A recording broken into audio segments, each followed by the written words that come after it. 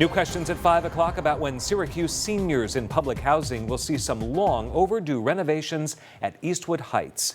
The I-Team spent weeks reporting on a botched initial deal between the Syracuse Housing Authority and the city of Syracuse.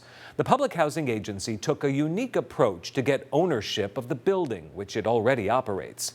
This allowed the city to take over Latimer Terrace, a block of public housing south of downtown, owned by the Housing Authority, giving it new hope for the paused Children Rising Center that's meant to be built there. Since city lawmakers approved the deal, the supplies are on site, but no work yet at Eastwood Heights. CBS 5's Mary Keeler is with the Live Eye in Syracuse right now. Yeah, and the answer depends on who you ask, Michael, because as you can see here, these giant storage pods have been here for several months outside of the Eastwood Heights building. The developer tells me he's ready to go to work and just needs the green light to start, while the mayor says the financing is the holdup, and the Syracuse Housing Authority adds that, yes, it's the financing too, but also getting regulatory approval, and they all cite those as reasons why work hasn't started at all. In early March, Rochester developer Roger Brandt told me a new deal and approval from the Syracuse Common Council would be all he needed to start work here at Eastwood Heights. What do you kind of anticipate, I guess, with a project like this? The construction timeline will be just less than 12 months. We'll be done next spring, sometime in the April-May timeframe, probably. That vote came and went, and so too have some 90 days. Still no sign of work beginning. The developer says he's still working out final details with the city and the project lead and landlord of Eastwood Heights, the Syracuse Housing Authority.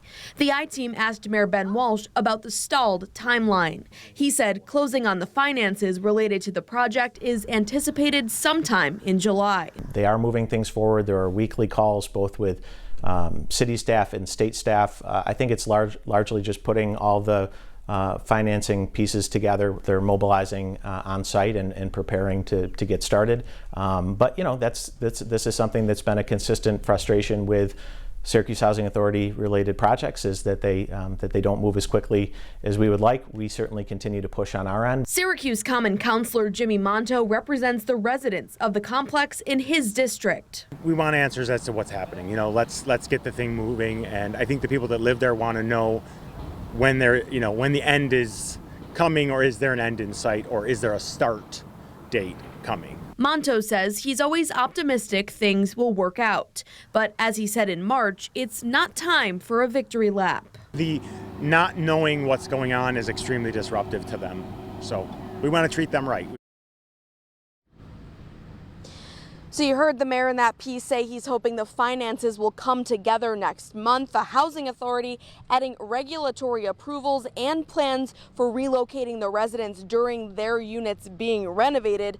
Those are their list of reasons that they've added as to why work hasn't been started. I'm asking City Hall and the Syracuse Housing Authority for more clarification on that, because of course none of this was a reason listed when that vote happened in March. It was a new breath of life into this project, really, and a green light to go. But clearly that has not happened as of right now.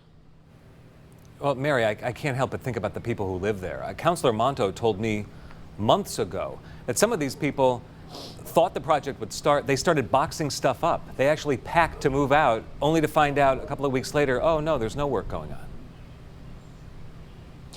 Exactly, and I think that's why his comments from March and when we had talked and when you had talked to him had really echoed in my brain when I checked in with the developer just by chance earlier this week, because that's something that's more disruptive. You know, if we plan to move somewhere, we know where we're going to move most likely, and we know when we're going to do it. so imagine not knowing and having all this construction material and supplies in pods for months, wondering when it will actually be put to use. What a tease. Mary, thank you.